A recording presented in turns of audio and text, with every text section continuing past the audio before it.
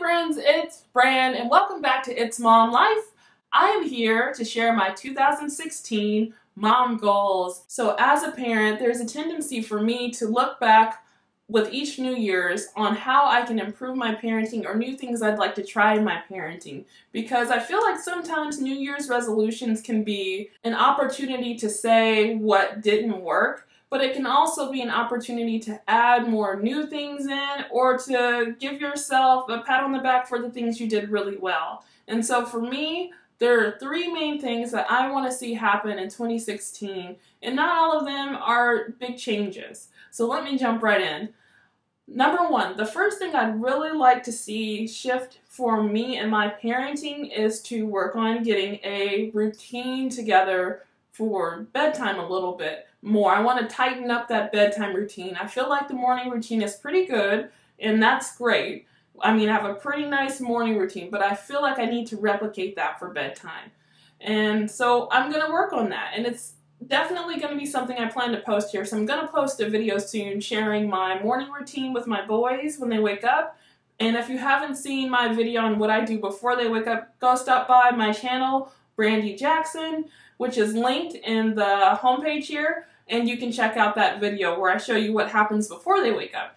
So that is pretty much what I want to do. I want to be sure to work on my bedtime routine to have the whole day kind of pull together a little bit better.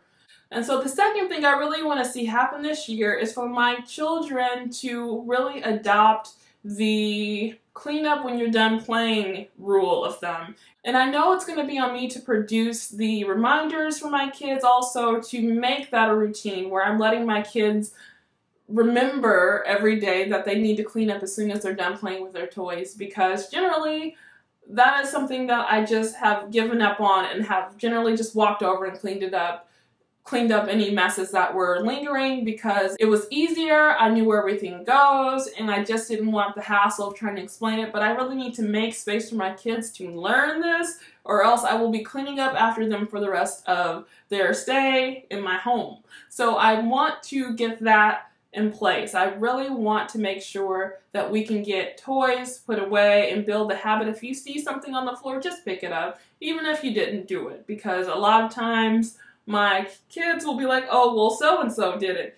It doesn't matter. If you see something on the floor, just pick it up. So I want to instill that in my kids because I feel like that is a part of who I am and something I appreciate about how I was raised. Well, if you see garbage on the floor, you can pick it up. It doesn't matter if you did it or not.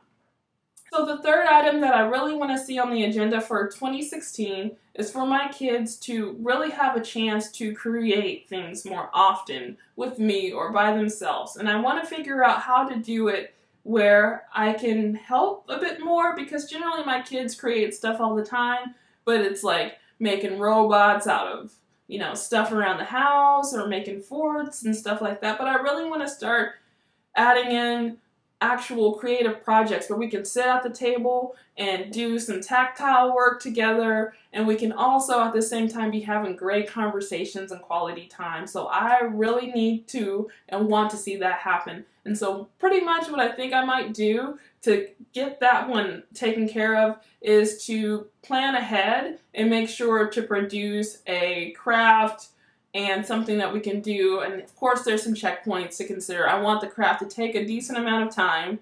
I don't want it to be like a sit down, get up kind of thing. I want us to stay in one spot for at least a half hour, 45 minutes to an hour if possible, where we can just work on something or maybe take breaks. If, my son who is 4 is generally going to get up and go pretty quickly, but maybe have it be something that he can come back and do after maybe a 10-minute break, or we could take pauses, but like to create monthly projects where we're crafting together, and to have it be something that's kind of structured around the table, because I really do find that talking with my kids at the dining room table while we're coloring is great, but generally they're starting to get a little bored with that, so I want to mix it up for them.